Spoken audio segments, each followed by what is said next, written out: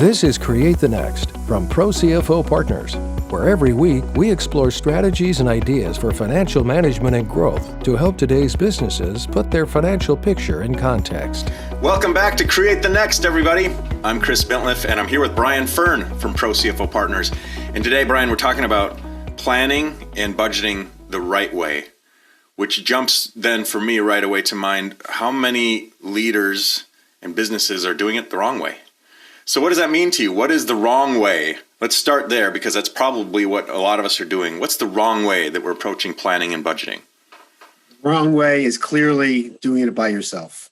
Oh, interesting. CFO sitting in an office and just creating a budget and just saying, all right, here's our budget. The most important thing about budgeting and planning is collaboration. It's working with the team, whether it's the revenue side, the expense side. It needs to be discussed. People need to take ownership. People need to understand what you expect of them. And by sitting in your office and creating a budget on your own, you're not going to get that collaboration.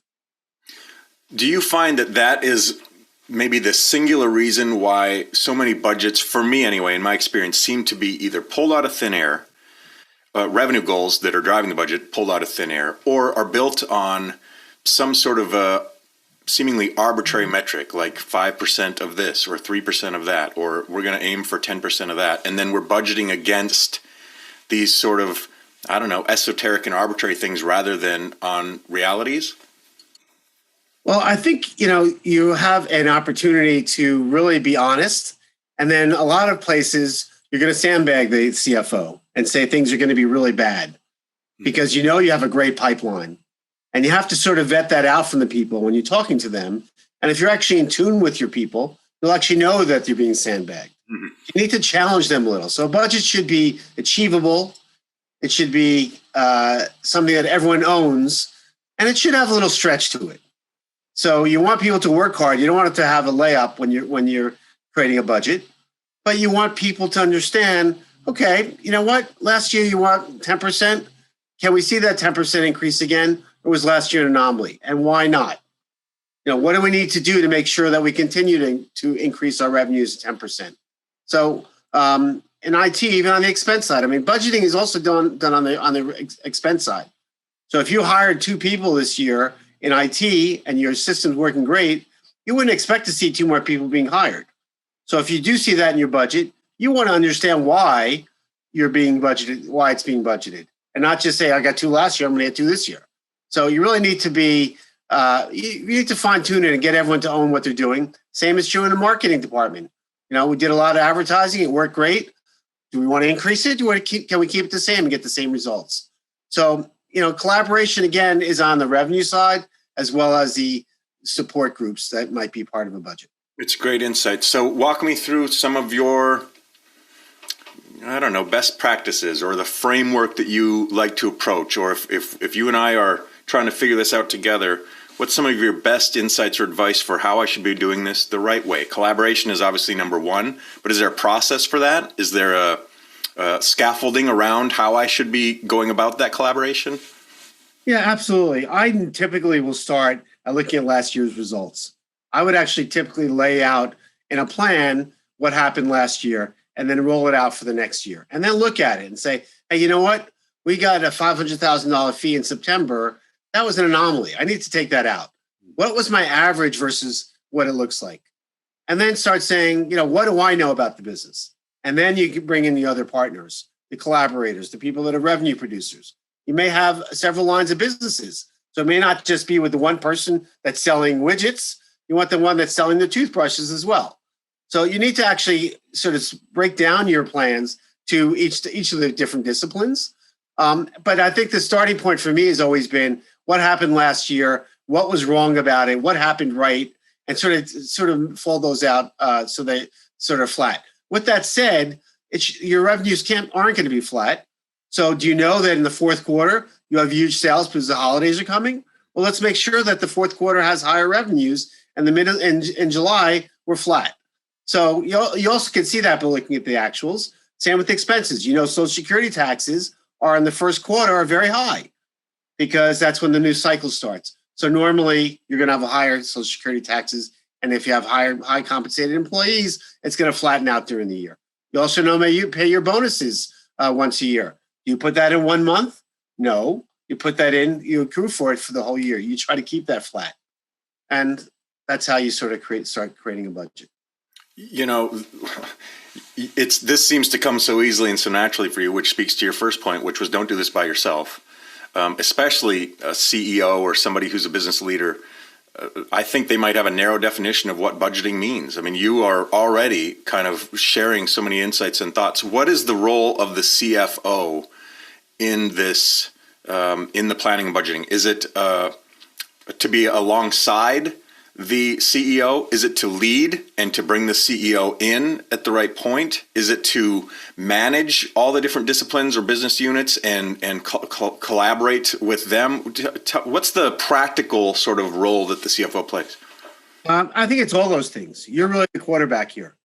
You need to go to your CEO and say, you know what, I'm going to talk to our, the head of our oil and gas unit today. And this is what happened last year. Maybe he probably knows more than you about what's going on in the business side as a CEO. You want to say, hey, I'm going to go talk to Chris today about his oil and gas business. What do you think I should expect from him? And then you go talk to Chris. He says, you know what, we had a great year last year. It's not going to happen again. But I just spoke to the CEO. He told me differently. He said, you got 3 things in the pipeline. So you don't want to question him, but you want to sort of gather your facts before you go into those meetings. And they're we didn't get to this yet, and I guess hopefully we will, is what happens with that budget. The purpose of that budget is to create a plan for the year. And then every month when you look at your actuals, it's important to take that budget out and say, how did we do versus budget? Mm-hmm. Variance analysis is really, really important. Understanding why you had shortfalls or why you went over.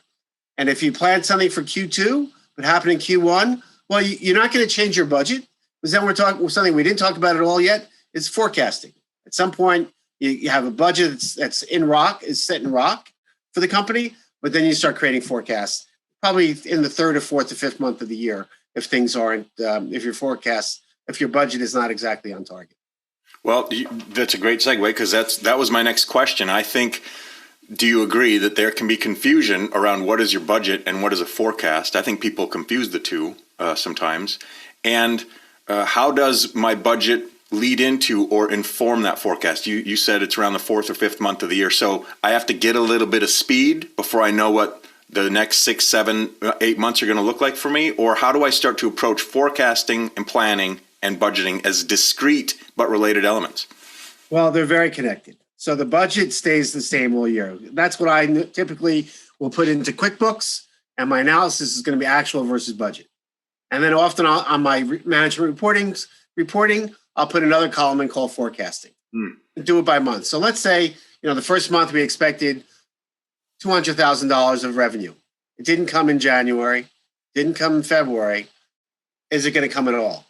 Do we push it? Is it going to push into March, or is it not going to happen? Did we miss the boat? The sale that we were supposed to happen didn't happen. So it's time to change your forecast. It's time to change your budget and now create a forecast. Say, we're not going to make $500,000 in Q1. We're only going to make $200,000 in Q1. Well, how does that impact salaries? How does that impact cost of goods sold? So, if you were paying commissions for people, well, maybe our commissions are coming down. So it's not just about that revenue item. There's a lot of things that flow from it, but the budget never changes. It all becomes all about forecast. And you do your variance as well as actual versus budget, but now you're going to look at your forecast versus your actuals and say, hey, we knew something in March that changed, and we adjusted our forecast. Is that actually going to still happen? So there's a lot of variance analysis that I'm really in love with doing, but understanding it, not just having the numbers on paper. I recently was working with a company. They had one general ledger, which had 90 locations, and they didn't really understand where they were making their money. So I said, let's create 90 different budgets. And we did. But the CFO didn't understand why we did that. So he would just report on a high level that this was where sales were down by X amount of dollars. I go, but where? Where did this happen? So that's the purpose. It's not just about seeing a number. It's understanding what's behind those numbers. And that's where you can start making changes. Why do you have budgets? Why do you have forecasts? So you can start making changes. We're not selling this product like we expected to. Well, let's change the forecast. Okay. but maybe we need to tweak that product as well. So it's not just about the numbers, it's how do you react to them as well. We talk about all the time that, especially here for ProCFO Partners, it's about putting financial functions in context, which is what you're sharing. And so much of, I think, how a lot of companies are thinking about their finances is around reporting and past analysis. And here's what we've been doing rather than digging into here's what it means and why that's important. And I love the points that you're making. You've talked a little bit about variance analysis. Talk me through that. I don't know what that is. That's a confusing term for me. Can you simply define it and tell me sort of how you like to think about it and why it's as important as you're sharing that it is? Sure. Variance analysis is digging in the numbers. Why didn't you make that $100,000 you expected in January? What happened? Again, was it a product didn't ship? Was it the product is no good, or is it all going to come up in the second month, or is it going to get the sale is going to happen in the second month? We'll catch it up there. So really understanding, I had an idea of that this was going to happen. It didn't happen. Why? Will it never happen? Well, that's a problem. So how is that going to impact the rest of the year? This product that we thought we were going to get shipped in from China doesn't make it. Now we can't sell it. And we had it in our budget to make $1 million this year. What's going to happen? We need to change our forecast. So, we were supposed to hire someone in the budget. And we didn't hire someone. So that's why we have a favorable variance. We often talk about variances in terms of favorable and unfavorable, or better or worse. It depends on what people like. So unfavorable variances in revenue is not good.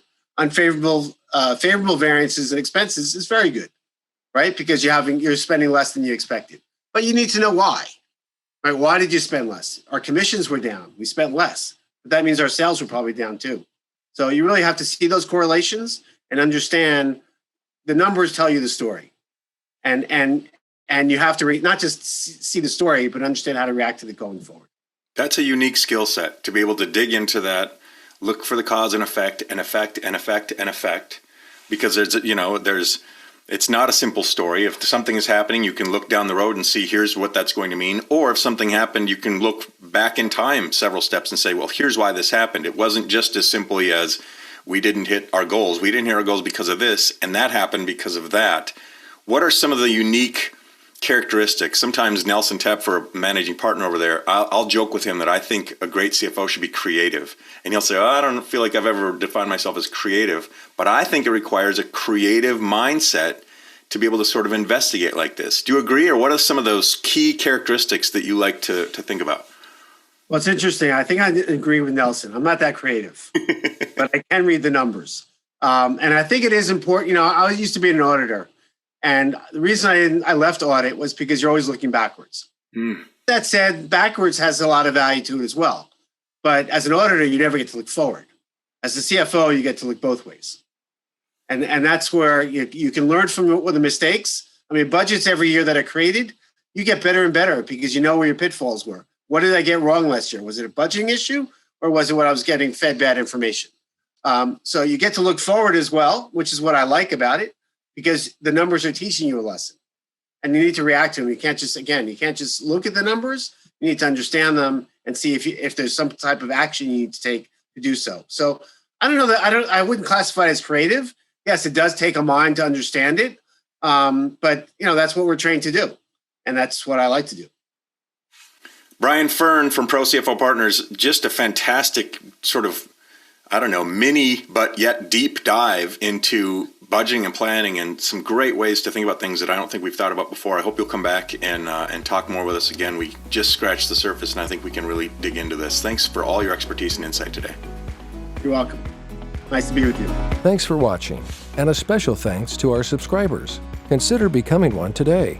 Visit ProCFOPartners.com for more strategies and ideas for financial management and growth to help you put your business's financial picture in context.